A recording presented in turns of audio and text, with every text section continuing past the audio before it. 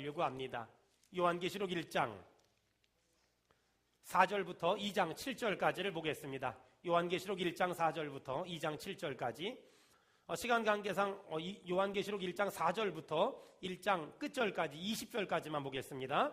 제가 한 절 읽고 여러분이 읽읍시다. 하나님이 당신을 많이 사랑하십니다. 시작. 하나님이 당신을 많이 사랑하십니다. 우리 반대편 사람도 앞뒤 옆에 이렇게 얘기하자고요. 예수님이 부활하셨습니다. 그리고 나도 부활할 겁니다. 시작. 예수님이 부활하셨습니다. 나도 부활할 겁니다. 하나님이 여러분을 사랑하십니다. 아멘. 하나님이 우리 교회를 사랑하십니다. 아멘. 하나님이 예수님을 죽이셨지만 사흘 만에 부활하셨고 또 승천하셨으며 하나님의 보좌 우편에 계시듯이 여러분 때가 되면 우리도 죽을 거지만 우리도 부활할 줄로 믿습니다. 아멘.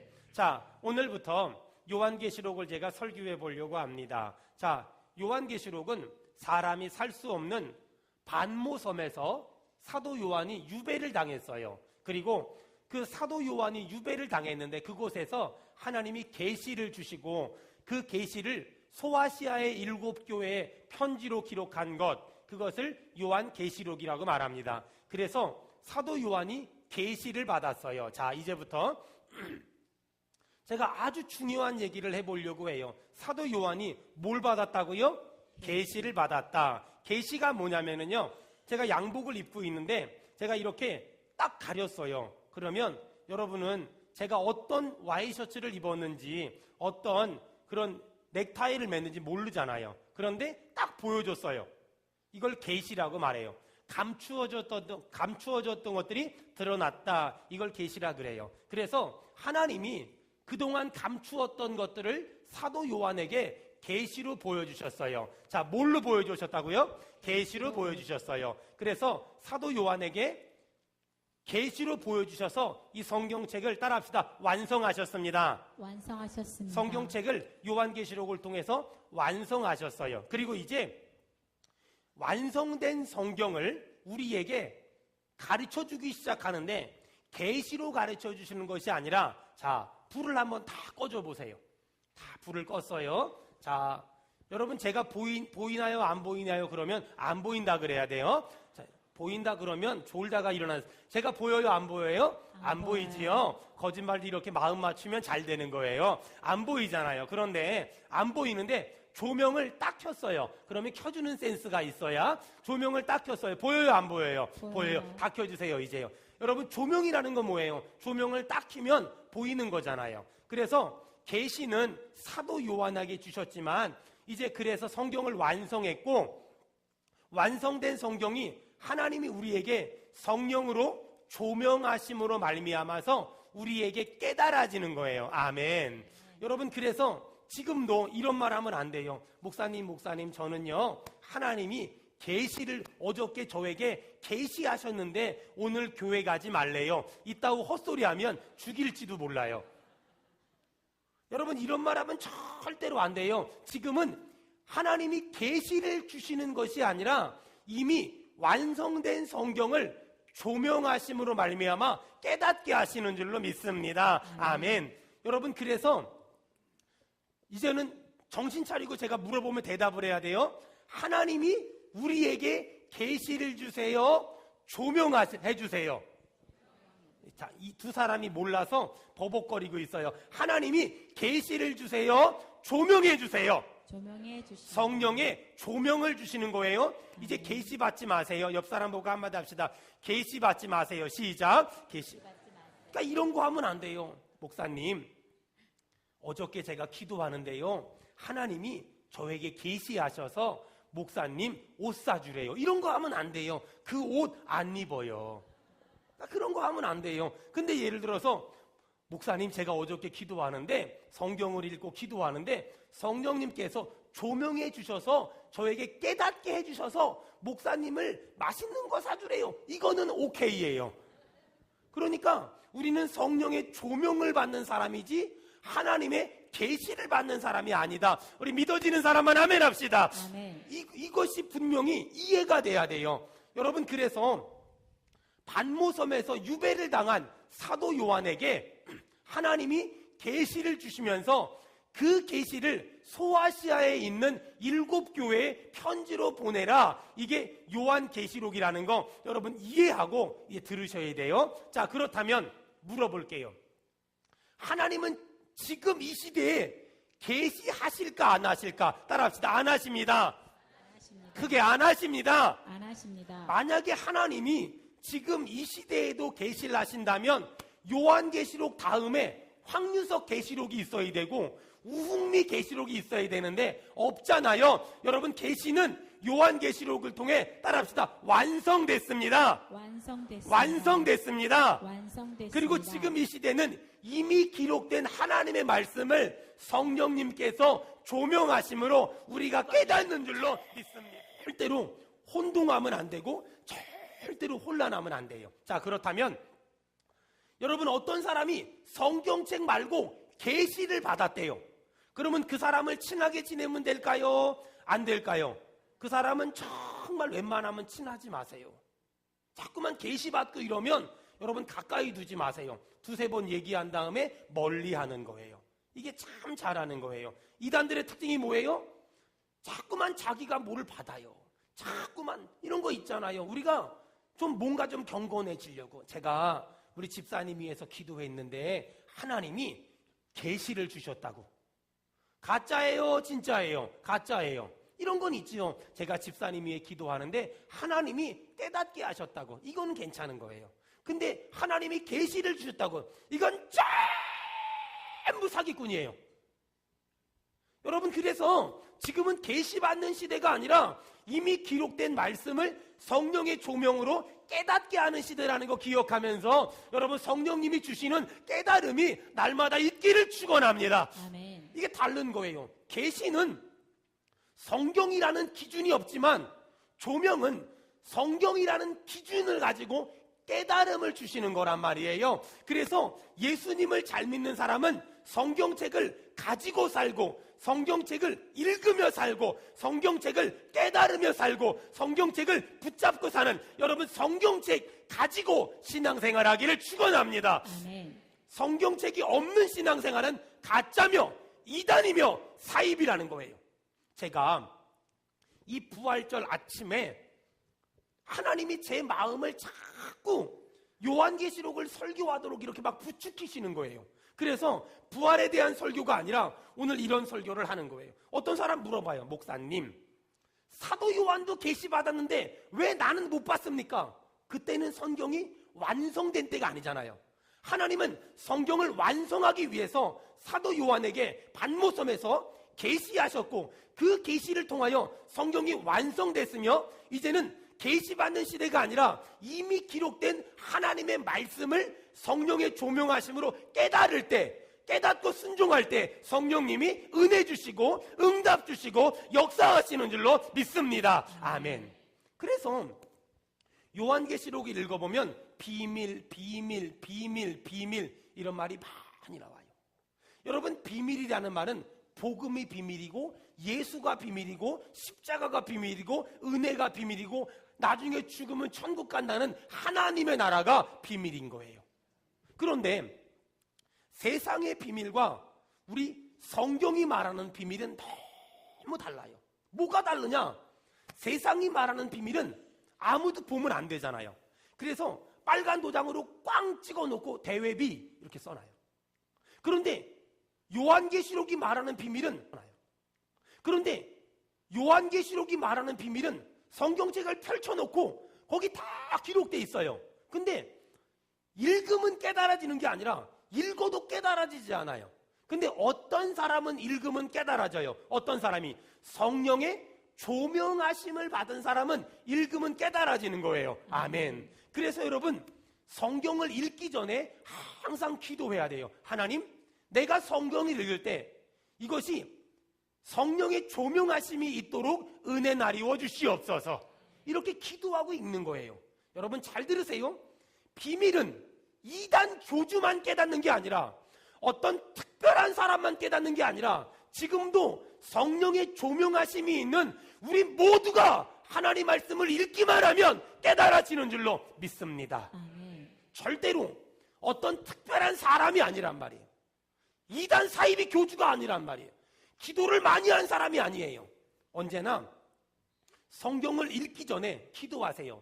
성령의 조명하심을 나에게 주셔서 오늘 성경을 읽을 때 깨달아지는 은혜가 있도록 도와주시옵소서. 아멘. 여러분, 어떤 사람은 성경을 아무리 읽어도 깨달아지지가 않아요.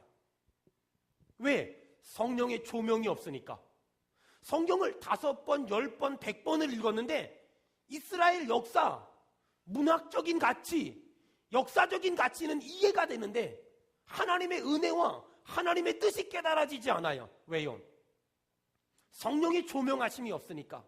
그런데 성령님이 조명하시면 성경을 읽는데 하나님의 은혜가 느껴지며 아멘 합시다. 하나님의 인도하심이 느껴지며 하나님의 어떤 그런 섭리와 하나님의 계획과 하나님의 뜻이 느껴진단 말이에요.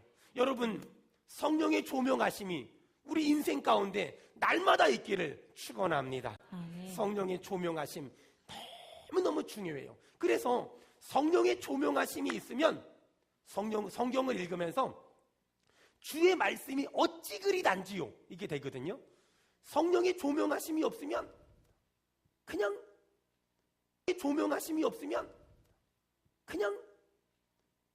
읽기만 하면은 곧장 입신의 경지에 뭐 이러고 막 그냥. 어떤 분이 성경책을 샀는데 젊은 친구인데 성경책을 두꺼운 걸 산 거예요. 물어봤어요. 넌 왜 그렇게 두꺼운 성경책을 샀니? 그랬더니 배구 자기 편한 거 사야 된다고. 그냥 성경을 피면 눈은 감긴데 어떤 사람이 성령의 조명하심이 없으면 이렇게 되는 거예요.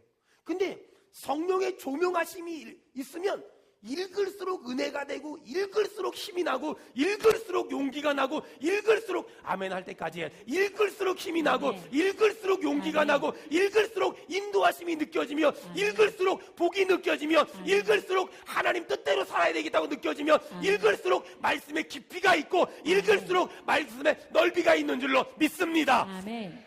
이렇게 되는 거예요. 이게 성령의 조명하심이 있으면, 자, 이제 여러분 모두에게 오늘 성령의 조명하심이 있기를 축원합니다. 아멘. 자, 이제 봅시다. 5절. 자, 5절 다 같이 읽겠습니다. 은혜와 평강이 어디서부터 옵니까? 예수 그리스도로 말미암아. 다시, 은혜와 평강이 어디서부터 오지요? 예수 그리스도. 우리 믿는 사람은 아멘 합시다. 아멘. 평강을 본에서 찾지 말아요. 사업이 잘 되면 평강이 있고, 자식이 잘 크면 평강이 있고, 하는 일이 잘 되면 평강이 있는 게 아니라 은혜와 평강은 예수님이 주시는 줄로 믿습니다. 아멘. 자, 그렇다면 예수님이 누구신가? 4절과 5절에 정확히 나와요. 4절과 5절에. 자, 다시 한번 반복할게요. 요한계시록은 어떤 책이냐? 반모섬에 사도 요한이 유배를 갔는데 하나님이 계시를 주셔서 소아시아의 7교회에 편지를 보낸 책, 이게 요한계시록이다. 소아시아는 지금의 터키 지방을 얘기하는 거예요. 자, 그리고 4절과 5절에 예수님이 되신 예수 그리스도로 말미암아. 아멘. 여러분, 예수님이 누구십니까? 여러분, 믿어지는 사람만 아멘 하세요. 이제도 계시고 아멘. 전에도 계셨고 아멘. 장차 오실 이며 아멘. 그의 보좌 앞에 있는 7명과 또 충성된 증인으로 죽은 자들 가운데서 먼저 나시고 아멘. 땅의 임금들의 머리가 되신 분이 예수 그리스도인 줄로 믿습니다. 아멘. 이분이 우리가 믿는 예수님이란 말이에요. 그런데 5절에 보니까 여러분, 거기 은혜와 평강이 너희에게 있기를 원하노라. 그 다음에 우리를 다 같이 시작. 우리를 사랑하사 그의 피로 우리 죄에서 우리를 해방하시고. 아멘. 여러분, 거기 우리를 사랑하사 나오죠. 우리가 누굴까? 자, 우리가 누구냐? 자, 사도 요한이 반모섬에서 하나님의 계시를 받았지요. 그리고 사도 요한이 받은 계시를 소아시아의 7교회에 편지했잖아요. 그러면 하나님이 우리를 사랑하사 계시를 누구에게 줬어요? 사도 요한에게. 그럼 우리의 사도 요한이 들어가지요. 그 다음 이 편지가 누구에게 가요? 소아시아에 있는 7교회, 터키에 있는. 그러면 우리의 사도 요한과 7교회가 포함되어 있는 거예요. 하나님이 사도 요한과 7교회를 사랑하사라고 말씀하세요. 자, 이제부터 절뚫어지게 보세요. 자, 이런 거예요. 요한계시록을 읽어보면 7개의 교회가 나와요. 근데 어떤 교회가 좋은 교회고 어떤 교회가 나쁜 교회일까? 여러분, 저는 외우는 걸 굉장히 잘하거든요. 그런데 딸딸딸딸 외우는 게 아니라 나름의 아주 저급한 수준의 이론을 가지고 외워요. 예를 들어서 요한계시록에 나오는 7교회가 어떤 게 좋은 교회고 어떤 게 나쁜 교회냐, 머릿속에 이렇게 생각하세요. 길 가다가 요즘 교회가 써먹는 교회는 좋은 교회고 요즘 교회가 안 써먹는 교회는 나쁜 교회다, 이렇게 생각하면 돼요. 여러분, 빌라델비아 교회 좋은 교회일까 나쁜 교회일까요? 좋은 교회죠. 빌라델비아 교회가 있어요. 서머나 교회는 있을까요 없을까요? 있지요. 좋은 교회. 요즘 사람들이 써먹는 건 전부 다 좋은 교회. 라우디게아 교회가 있을까요 없을까요? 본 사람 있으면 손 들어봐요. 없어요. 그러니까 나쁜 교회예요. 이렇게 생각하면 거의 비슷하거든요. 자, 보세요. 하나님이 라우디게아 교회는 막 야단치세요. 여러분, 막 이런 거예요. 라우디게아 교회 같은 교회를 하나님이 야단치는 걸 보면 느끼는 게 뭔지 아세요? 하나님이 저 교회 미워하나 봐. 막 야단치니까 하나님이 미워하나 봐. 여러분, 근데 한번 생각해 보세요.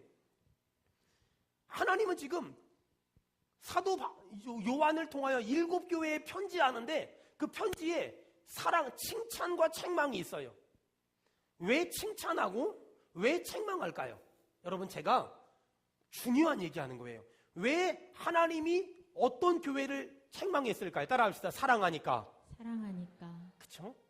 왜 책망할까요? 사랑하니까. 그렇다면 왜 칭찬할까요? 사랑하니까. 여러분, 우리가 7교회를 제가 이제 매주마다 설교할 텐데 그 전에 빨리 깨달아야 돼요. 어떤 교회를 보면 하나님이 막 야단을 쳐요. 근데 왜 야단을 칠까? 대답하세요. 왜 야단을 쳤을까? 사랑하니까. 왜 책망을 할까? 사랑하니까. 왜 혼낼까? 사랑하니까. 우리 아멘 합시다. 아멘. 하나님이 왜 야단치고 혼내고 책망할까? 사랑하니까. 왜 칭찬하실까? 사랑하니까. 아멘. 여러분, 사람들은요, 칭찬을 하면 사랑이라고 생각해요. 문제가 뭔지 아세요? 야단을 치면 미워한다고 생각해요. 에이, 모질한 사람들 같으니라고. 여러분, 칭찬하면 사랑이라고 생각하는데 야단을 치면 미워한다고 생각하는데 아니에요. 야단을 치는 것도 사랑하니까. 아멘. 아멘 합시다. 아멘. 야단을 치는 것도 사랑하니까. 아멘. 여러분, 자꾸 마귀는요, 우리한테 자꾸만 공격할 때 어떻게 하는 줄 아세요? 목사가 성도를 야단치면 야, 너 목사님이 미워하는 거야.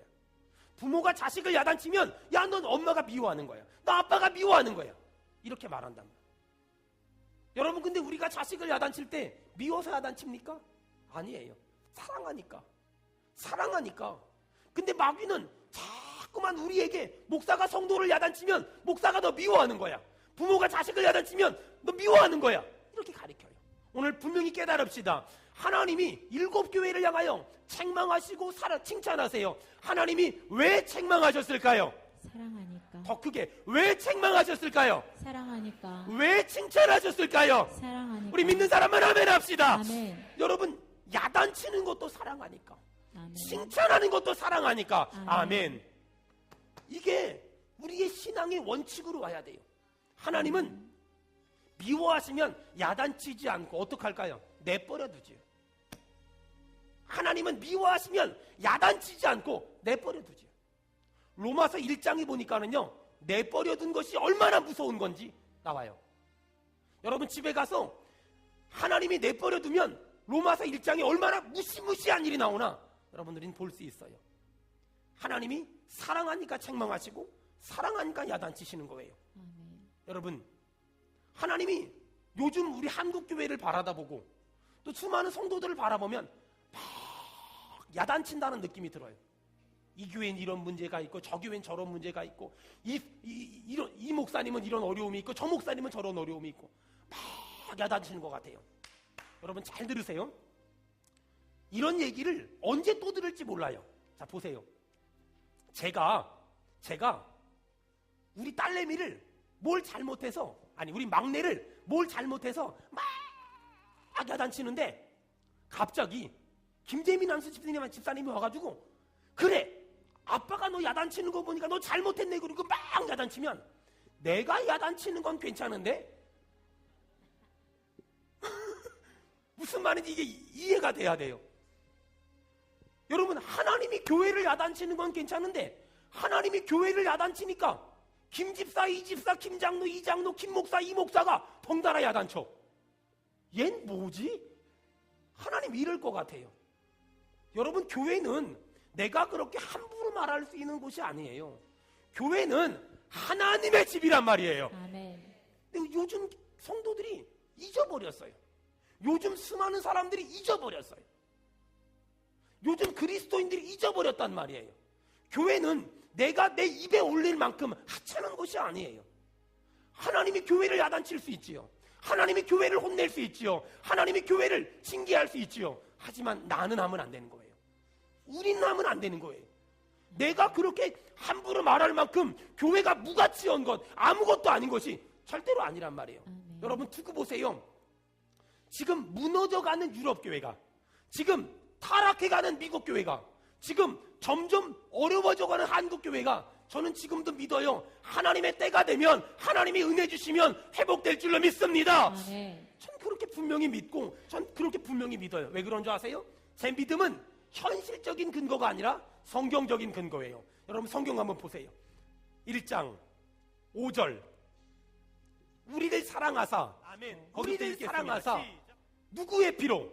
그의 피로 우리 죄에서 우리를 해방하시고. 여러분, 교회는 예수 그리스도의 피값으로 산 교회예요. 아멘.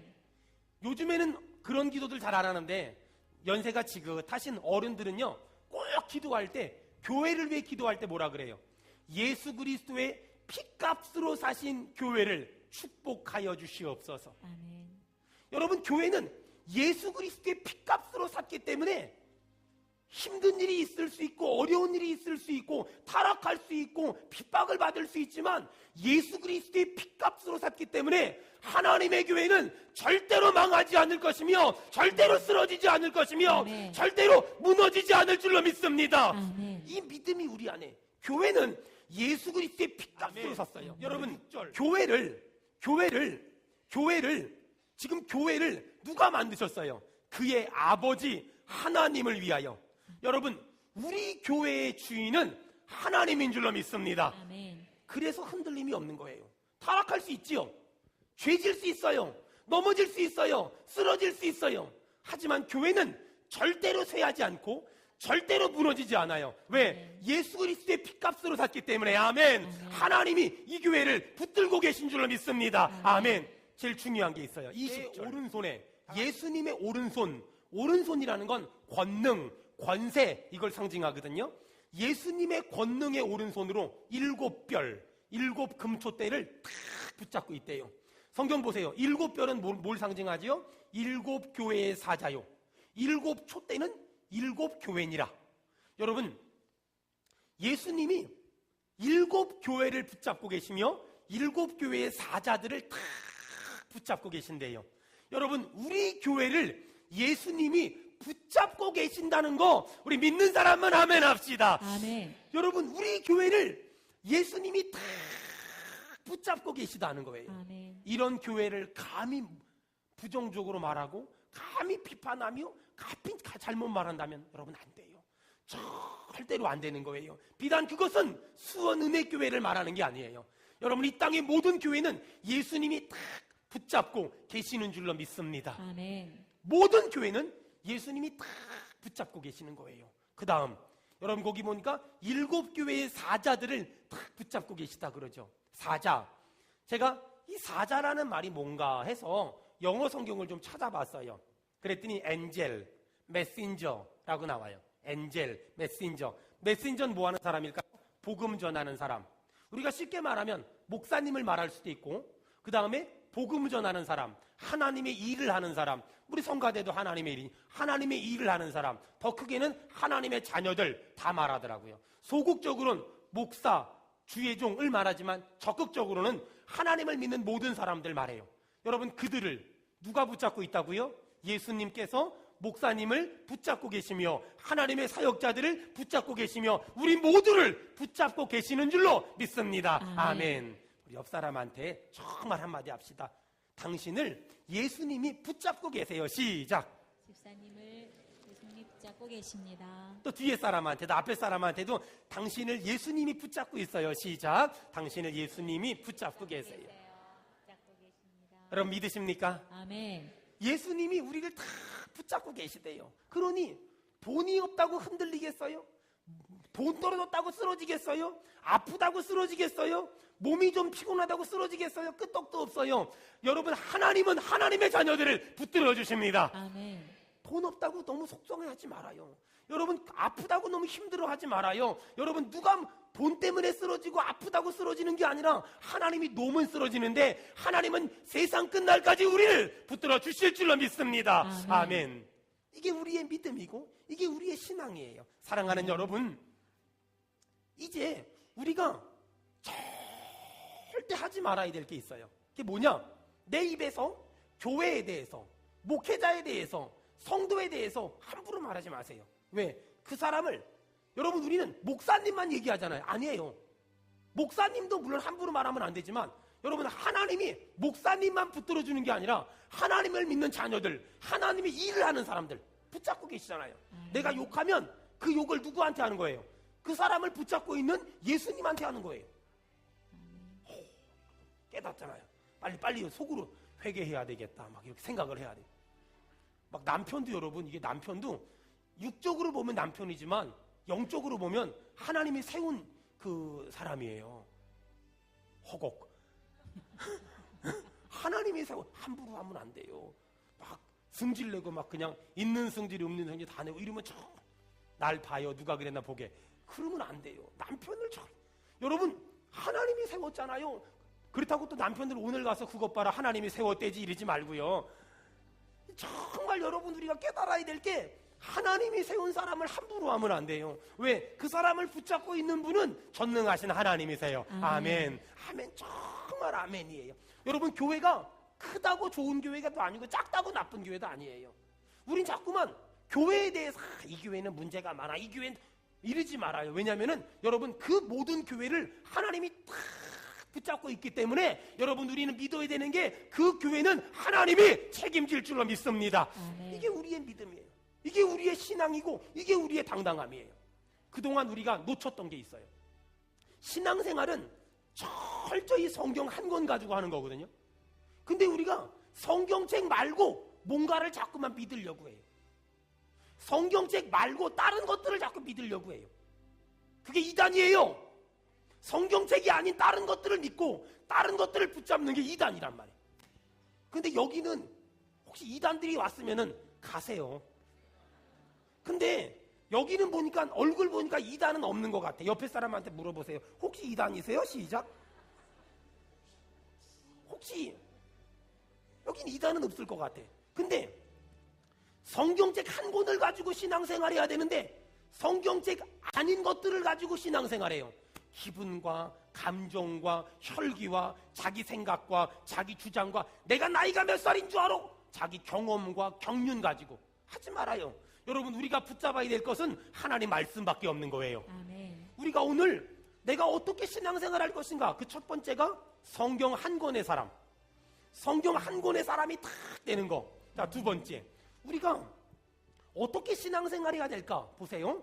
이런 거예요. 여러분 록펠러를 많이 아실 거예요. 목사님들이 흔히 11조 얘기할 때 록펠러 얘기를 제일 많이 하잖아요. 근데 사실 여러분 여기 경영학이나 경제학을 공부하신 분들은 한번 보세요.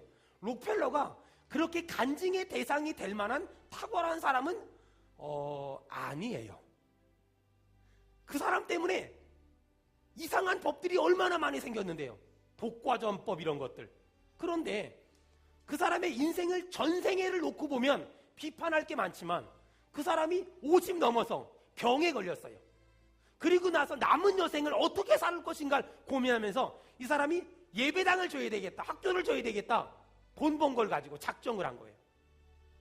그리고 이 사람이 첫 번째 했던 게 뭐냐면 자기가 사는 그 도시에 모든 사람들의 전기세와 물세를 1년치를 내주면서 저를 위해 기도해달라고. 야, 이 은혜가 우리 교회에도 있기를.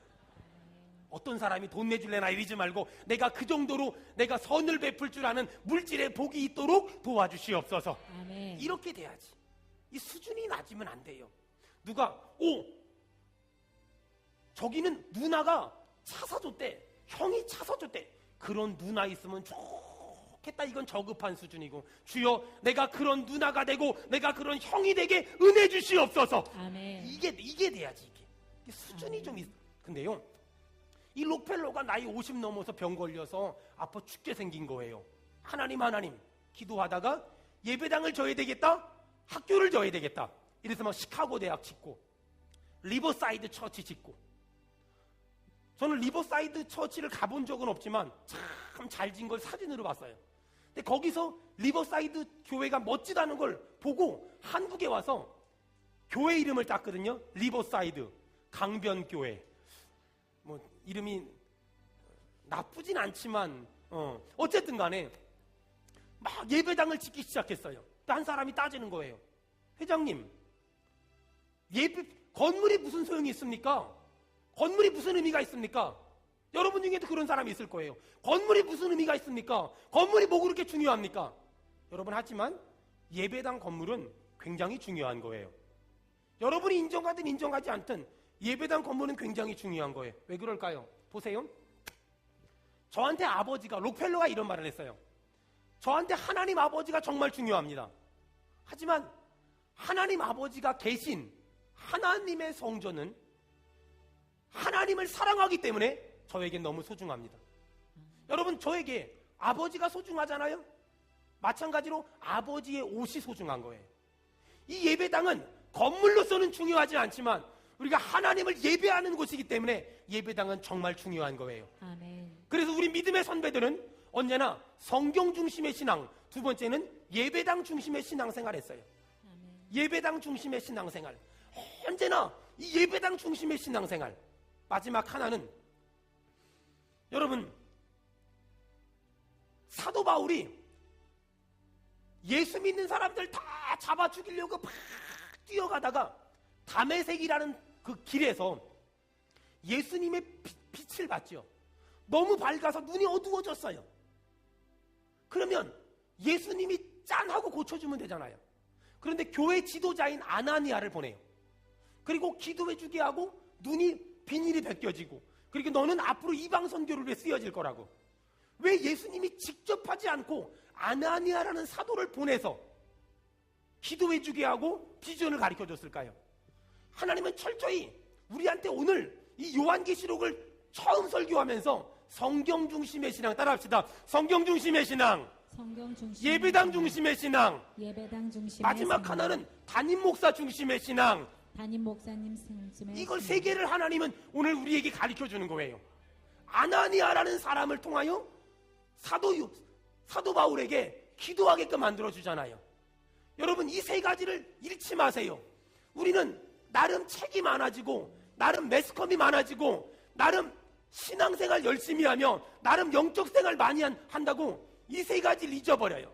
담임 목사 중심의 신앙이 아니라 어디서 좋은 세미나가 있대 가보는 거야.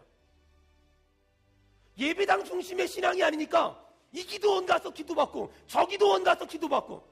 기도원이 나쁜 게 아니에요. 자꾸만 이게 무너지는 거예요. 자꾸만 어디서 신령한 얘기, 어디서 영적인 얘기 들으니까 성경 중심의 신앙이 무너지는 거예요. 여러분, 다시 한번 이 세 가지를 붙잡읍시다. 따라합시다. 예배당 중심의 신앙, 예배당 중심의 신앙, 성경 중심의 신앙, 성경 중심의 담임 신앙, 목사 중심의 신앙. 담임 목사님 중심의 신앙. 우리는 어릴 적부터 이렇게 철저하게 배웠어요. 시골에서 부침기 하나를 붙여도 우리 엄마가 목사님 갖다 주라고 그러고, 호박 하나를 따도 목사님 갖다 드리라고 그러고, 늘 우리는 그렇게 배웠어요. 근데 어느 날부터 지금 이 시대가 목사라는 직분이 너무 하찮은 거예요. 교회라는 곳이 너무 하찮은 거예요. 목사가 말하면 순종을 하는 게 아니라 참고를 하는 거예요. 틀렸어요. 여러분, 그러면 못 써요. 그러면 안 돼요. 절대로 그러면 안 돼요. 제가 보니까 목사라는 직분을 성도들도 함부로 여기지만 목사님들도 함부로 여겨요. 그게 뭐 별거냐고. 목사보다 박사가 더 중요하다고. 저는 지금도 당당하게, 제가 박사학위가 없어서 그런지 몰라도 박사보다 목사가 끝발이 높다고 믿습니다. 그 이유는 박사는 학교가 주지만 목사는 하나님이 주시기 때문입니다. 뭐 여러분이 인정을 안 해도 마음대로 하세요. 나는 그렇게 믿고 살아요. 나는 끝까지 그렇게 믿고 살 거예요. 여러분, 우리가 오늘 다시 철저하게 이 성경 한 권의 사람, 아멘. 그리고 정말 예배당 중심의 사람, 아멘. 그리고 정말 하나님이 기름 부어 세운 여러분의 목사로 세운 담임 목사 중심의 신앙을 회복하기를 축원합니다. 아멘.